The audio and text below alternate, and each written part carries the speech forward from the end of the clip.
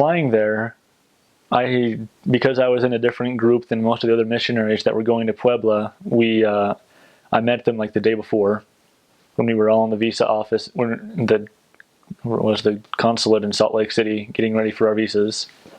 And the next day, we met early in the morning to fly, because the flight plans are always you fly from Salt Lake City to Houston, Texas, and then from Houston you fly into Puebla, because it's one of only 2 airports in the U.S. that connect to Puebla.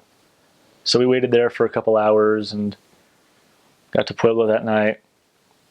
And then my first couple of days, I arrived in Mexico the first week of December.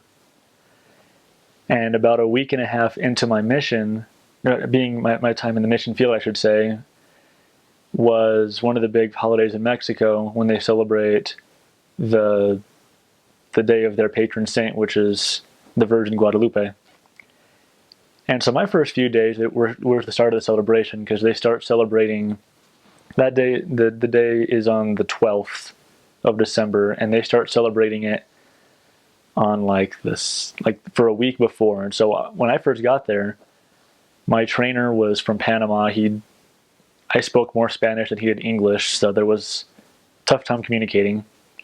And so I had no idea what was going on. There were fireworks going off. There were celebrations in the street. And so for my first week, it was tough getting work done, especially at night, because of all the different parties and the festivities that were going on.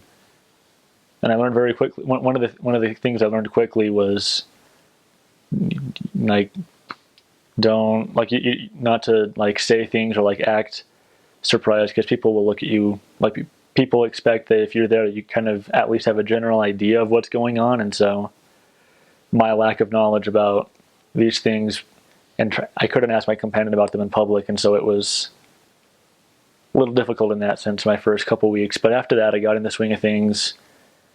Puebla during the holidays was a great time.